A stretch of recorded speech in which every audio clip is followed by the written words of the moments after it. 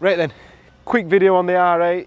We put a video up asking what gearbox and all that sort of stuff, and really I realised I should have probably done my own research, or a little bit more research. I'd pretty much discounted the discounted, that's not the right word, I need to do that again.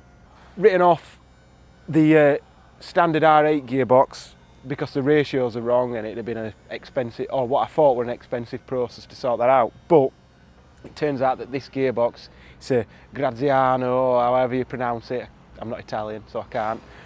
But basically, these are the same gearbox that all the R8s and the Lamborghinis and all that sort of stuff got, as well as loads of other stuff. Sarah or Danny will put it up what other cars got these sort of gearboxes, or similar ones. But these are pretty unique, and they've got some drop gears, which are kind of like there should be a quick change thing, final drive for racing cars. I don't think they're that quick to change on these, which is a bit weird really, but they are available, and all the guys in America with the old Ford GTs and GT40s and all that sort of stuff, when they're wanting like 1200, 1300 horsepower, they actually put the Audi R8 gearbox in. A lot of them said they've come from a Lamborghini just for showing off, but they'll probably come from a Audi R8. But there's a little bit of sort of incorrect info out there that this is an E-gear or S-tronic or whatever Audi want to call it.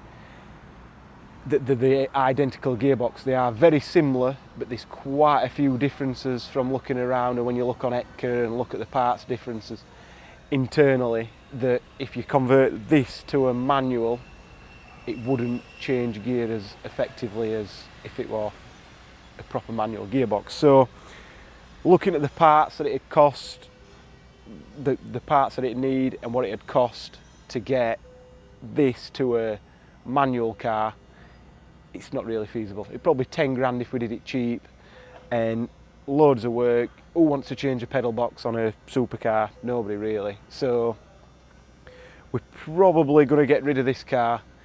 It's likely the best thing. So if anybody wants it, the spec will be on the website. There'll be a link to it in the description.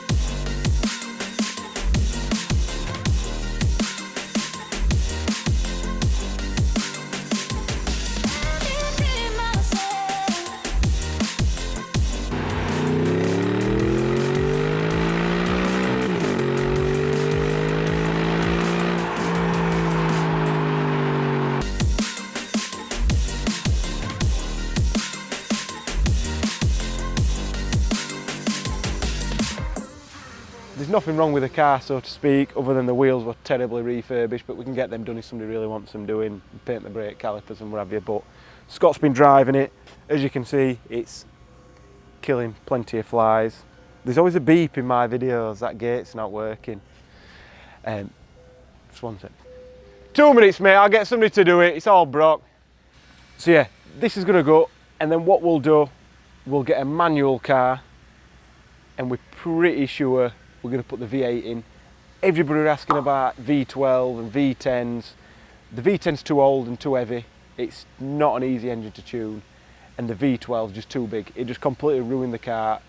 This gearbox would never take it, so there's just no point doing it. There's no point building a car that takes to the shows and go, oh, look how fast it looks, and then we take it to the track and it just explodes. So that's the plan. Hopefully this video explains things a bit better. And if anybody knows an R8 with a blown engine or a cheap one, as long as it's a manual, we'll probably have it.